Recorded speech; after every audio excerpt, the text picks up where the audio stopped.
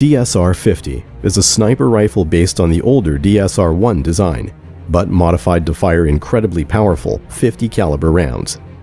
German manufactured, the weapon is classed as a bolt-action anti-material rifle, meaning it is designed for use against military equipment such as lightly armored vehicles and radar systems, rather than combatants. If fired on a person, the DSR-50 can cause damage so bad it has been known to sever limbs. The rocket-propelled grenade, or RPG as they're more commonly known as, is the most widely used anti-armor weapon in the world.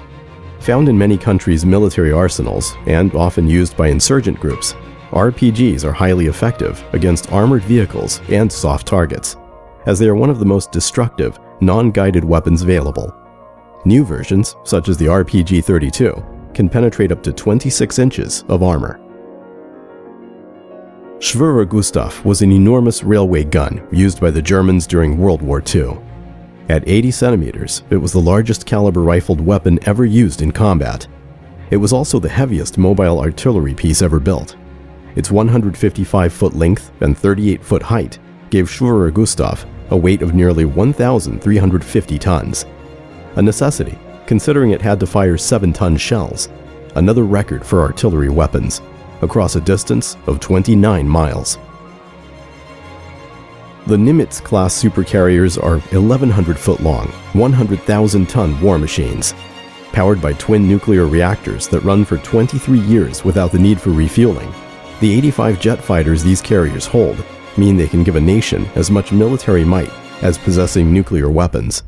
The backbone of the US Navy, their mere presence in a region is often enough to influence global politics and deter would-be aggressors. Considered at the time of its production in 2003 to be the most powerful non-nuclear weapon ever developed, the GBU-43B Massive Ordnance Air Blast, or Mother of All Bombs, could destroy 9 city blocks with its blast radius. Designed to be delivered by a C-130 Hercules transport aircraft, the 30,000-pound, 30-foot-long bomb is so powerful, detonation results in a nuclear-style mushroom cloud. They are used primarily as bunker busters, designed to destroy heavily fortified underground sites. Not wanting to be outdone, in 2007, the Russians developed the aviation thermobaric bomb of increased power, nicknamed the father of all bombs. Claimed to be 4 times more powerful than the previous US version, the FOAB is allegedly the most powerful non-nuclear weapon in the world today. It yields the equivalent of 44 tons of TNT, making the blast similar to that of a small tactical nuclear weapon. When describing the effect of the bomb, Russian Deputy Chief of the General Staff Alexander Rushkin said, "All that is alive merely evaporates." Used by the US and the United Kingdom, the Trident II is one of the most powerful weapon systems in use today. These submarine-launched ballistic missiles are thought to be able to travel up to 7,000 miles, although their exact range is classified.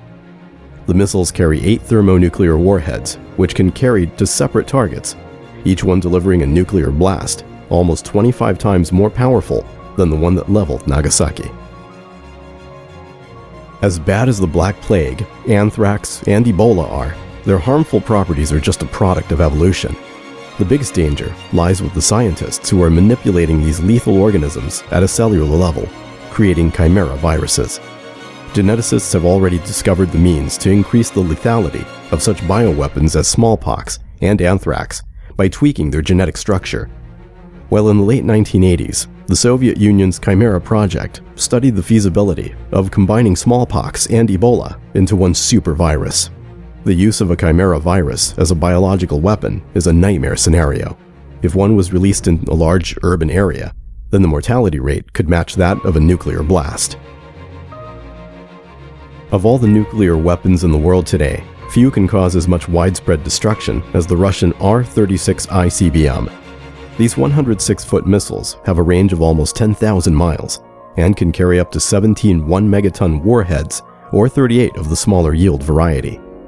These land-based weapons make up for their inaccuracy by being so powerful that, should they miss their target by several miles, the destruction they cause would still likely annihilate whatever they were aiming for.